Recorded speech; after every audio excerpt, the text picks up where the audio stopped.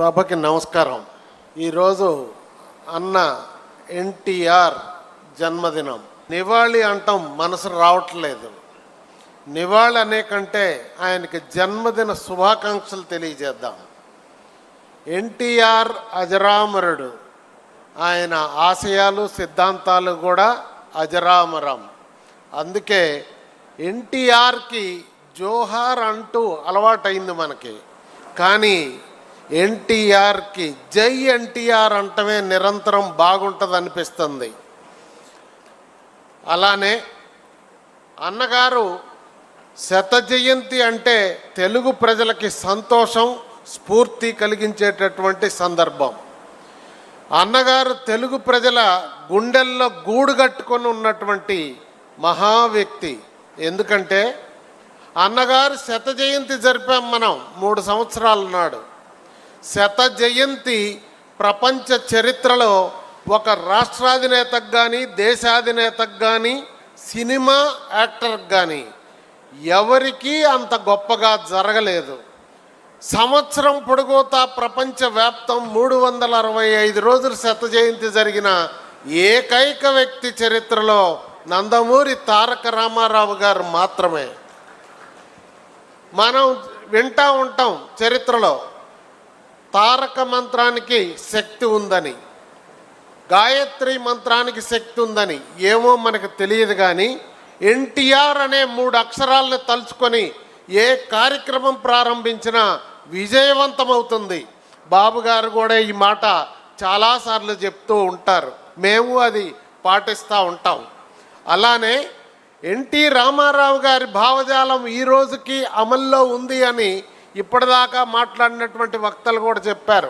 ఆ పథకాలన్నీ 44 సంవత్సరాల క్రితం ఆయన ప్రవేశపెట్టిన పథకాలే ఈ రోజుకి అమలు జరుగుతూ ఉన్నాయి. భారత ప్రభుత్వం కానీ అన్ని రాష్ట్రాలు కూడా.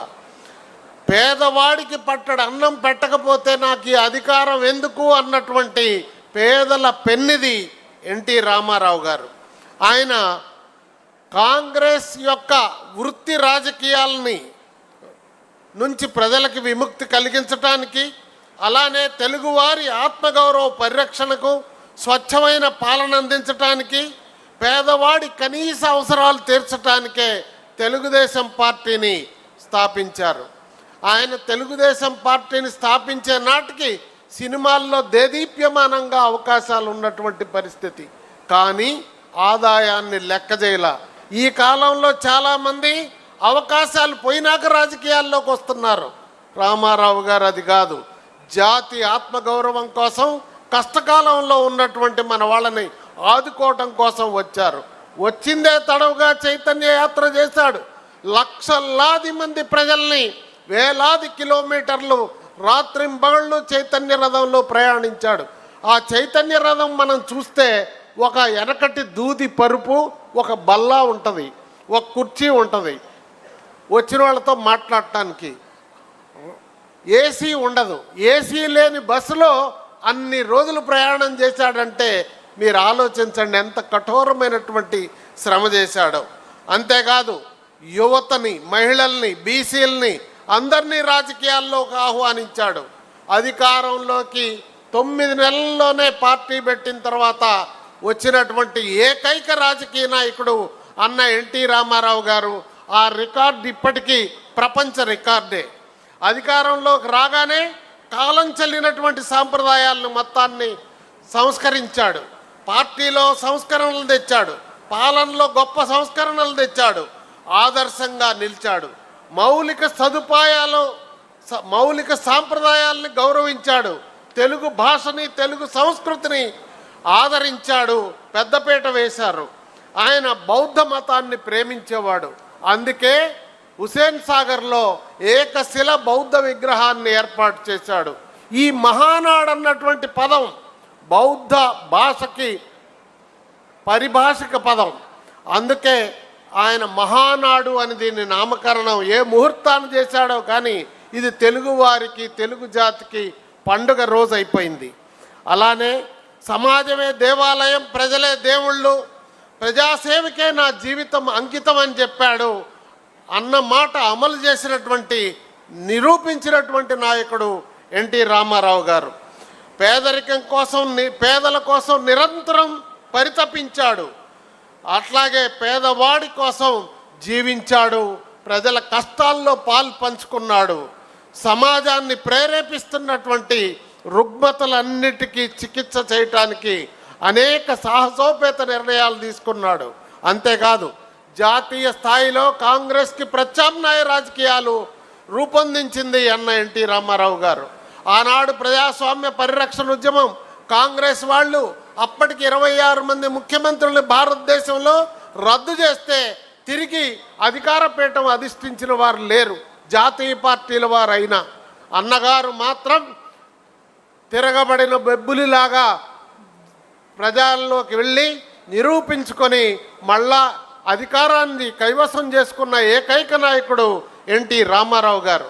ఇక్కడ మీకు చెప్పాలా, దేశంలో 18 రాజకీయ పక్షాలను చరణ్ సింగ్ గారి నాయకత్వాన లెఫ్ట్ రైట్ బీజేపీ కమ్యూనిస్ట్ పార్టీలు అన్నింటినీ కూడా సమాయత్తం చేసి నడిపారు దేశవ్యాప్తంగా, రాష్ట్రంలోనూ. ఇక్కడ ఒక కీలకమైన అంశం మన నాయకుడు నారా చంద్రబాబు నాయుడు గారు పోషించారు ప్రధాన పాత్ర. ఆ రోజు 161 మంది ఎమ్మెల్యేలు మన పక్షాన ఉంటే గవర్నర్ ఆఫీస్కి వెళ్తే అధికారంలో ఉన్న ముఖ్యమంత్రిని అరెస్ట్ చేస్తే అప్పుడు చెప్పారు, స్టేషన్కి వెళ్ళినప్పుడు చంద్రబాబు నాయుడు గారు 161 మందిని కూడా మీరు ఎఫ్ఐఆర్ ఇష్యూ చేయాలా, అరెస్ట్ చేస్తేనే మేము వెళ్తామని. ఆ ఎఫ్ఐఆర్ రిజిస్టర్ చేయగానే తెల్లారి పొద్దున 161 మంది ఉన్నారని బీబీసీతో సహా పత్రికాలోకం ప్రకటిస్తే అది మెజారిటీ ఉన్నవాడిని అన్యాయంగా తొలగించారని చెప్పేసి ప్రజా ఉద్యమానికి కారణం నారా చంద్రబాబు నాయుడు గారి కీలకమైనటువంటి నిర్ణయం. అంతేకాదు నంది హిల్స్లో నెల రోజులు కట్టుబట్టలతో వెళ్ళి ఎమ్మెల్యేలు మొత్తాన్ని కూడా కాపాడి తిరిగి రుజువయ్యేంత వరకు ఇంటికి తిరిగి రాకుండా పోరాడినటువంటి పట్టుబదలని విక్రమార్కుడు, అపర చాణక్యుడు మన చంద్రబాబు నాయుడు గారు. అయితే నిస్వార్థం, ప్రేమ, దయ, త్యాగం ఎన్టీఆర్ సొంతం. అందుకే ఆయనని మనం తలుచుకుంటాం, అభిమానిస్తున్నాం. అభిమానులందరికీ ఆయన పేరు చెబితే పూనకం వస్తుంది. అందుకే ఎన్టీఆర్ ఏది చేసినా సంచలనం. ఈ భూమిపై ఆయన నడియాడటం మన అందరి యొక్క అదృష్టం. ఆయన తెలుగువాడు కావటం మనకి గర్వకారణం. ఆ మహనీయునికి జాతి ఎంతో రుణపడి ఉంది.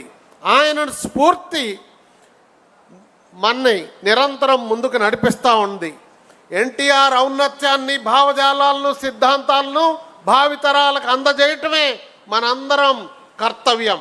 ఆ విధంగా మీరందరూ నడుచుకోవాలని ప్రజాస్వామ్య పరిరక్షణలో మొన్న కూడా ఈ రాష్ట్రంలో అరాచకమైనటువంటి ప్రభుత్వం రాజ్యం వెళ్తుంటే లోకేష్ బాబు గారు తిరగబడిన బెబ్బులిలా తాత యొక్క ఆశయాల్ని పుణికిపుచ్చుకొని ప్రజల్లోకి వెళ్ళి ఆయన చైతన్య రథం మీద వెళ్తే పాదయాత్ర ద్వారా లక్షలాది మంది ప్రజల్ని కలిసి అందరికీ భరోసా ఇచ్చి ధైర్య సాహసాలతో ఈ ప్రభుత్వాన్ని ఇంటికి పంపించడంలో ప్రధాన పాత్ర పోషించడం ద్వారా రాజకీయాల్లో నిరూపించుకున్నారు. మీరు చూడండి, పాదయాత్రకు ముందు లోకేష్ బాబు, పాదయాత్ర తర్వాత లోకేష్ బాబు, ఎంత పరివర్తన మీరు ఆలోచించండి. ఆయన్ని వైసీపీ వాళ్ళు ఏ విధమైనటువంటి కుట్రతో ముద్రించాలని ప్రయత్నించిన పెళ్ళుబికినటువంటి ఉత్సాహంతో దాన్ని కాలదన్ని నిరూపించుకొని తన్ను తాను సంస్కరించుకొని ప్రజలకు ఆదర్శంగా నిలబడి కార్యకర్తలందరూ కూడా భావితరాలు ఎలా నడవాలో ఒక ఆదర్శంగా ఉన్నాడు. అంతేకాదు ఆయన పార్టీలోకి రావటంతోనే మొట్టమొదట ముఖ్యమంత్రి గారి కొడుకుగా అధికారం అనుభవించాల. మొదట పాదయాత్ర బాబు గారు ప్రారంభించినప్పుడు ఆయనకి బస్సులో ఏర్పాట్లు సరిగా ఉన్నాయా లేవా అని చూసేవాడు చిన్న కుర్రోడు. అప్పుడు నేను అడిగా, బాబు నీకు ఇంట్రెస్ట్ ఉందా అంటే నవ్వాడు. పాదయాత్ర చేస్తావా అంటే నాకు వద్దన్నా అన్నాడు.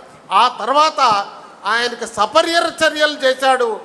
అధికారం మనం కోల్పోయాక బ్యాక్ ఆఫీస్లో ఉండి స్టాన్ఫర్డ్ యూనివర్సిటీ కుర్రవాడుగా బాబు గారికి అండదండలుగా పార్టీ కార్యక్రమాల్లో ఉండేవాడు. అధికారం వచ్చిన తర్వాత పిఆర్ మినిస్టర్ ఇస్తే ప్రపంచంలోనే ఎక్కడా పేదవాళ్ళకి లేని విధంగా 26,000 కిలోమీటర్ల రహదారులు పేదోడి ఇంటి ముందు వేసి ఒక చరిత్ర సృష్టించాడు. ఇప్పటికీ అక్కడ జరగట్లేదు ఇలాంటిది. అలానే ఈరోజు ఐటీ మంత్రిగా బాధ్యత ఇస్తే పరిశ్రమలు ఈరోజు భారతదేశంలో 100 రూపాయలు వస్తే 23 రూపాయలు. చంద్రబాబు నాయుడు గారి బ్రాండ్, లోకేష్ బాబు గారి కఠోర శ్రమ ద్వారా నిరంతరం యువతకి ఉపాధి కల్పన, 20 లక్షల మంది యూత్కి ఉపాధి కల్పించాలో, ఉద్యోగాలు ఇవ్వాలనే సంకల్పం ప్రపంచ చరిత్రలో ఏ పార్టీ ఇంత భుజస్కంధాన వేసుకోలేదు. ఇది నెరవేరుతుందని ఆ విధంగా ఈ పార్టీకి బాబు గారి తర్వాత, అన్నగారి తర్వాత బాబు గారు ఏ విధంగా అయితే దీని ఖ్యాతిని ప్రపంచంలో నిలబెట్టగలిగారో, అలానే లోకేష్ బాబు గారు కూడా భావితరాలకి నాయకత్వాన్ని అందించే సమర్థుడని, శక్తి ఉందని, ఆ విధంగా వారికి భగవంతుడు శక్తి ప్రసాదించాలని మనస్ఫూర్తిగా కోరుకుంటూ ఈరోజు ఈ అవకాశం ఇచ్చిన మీ అందరికీ హృదయపూర్వక ధన్యవాదాలు తెలియజేస్తూ సెలవు తీసుకుంటున్నాను. నమస్కారం.